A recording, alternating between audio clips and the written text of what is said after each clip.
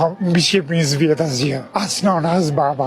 Ata burra që e krijuan Shqipërinë, pavarësinë e parë shqiptarin Prizren dhe kryeqytetin e parë në Prizren, lavdi qoftë Prizrenit, edhe aty në që bën atë punë. Por këta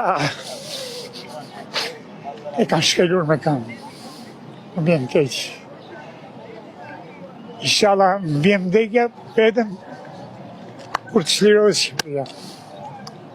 Ky është mendimi im. Nuk kam asnjë interes material vetë. Jetoj me tension të dobët.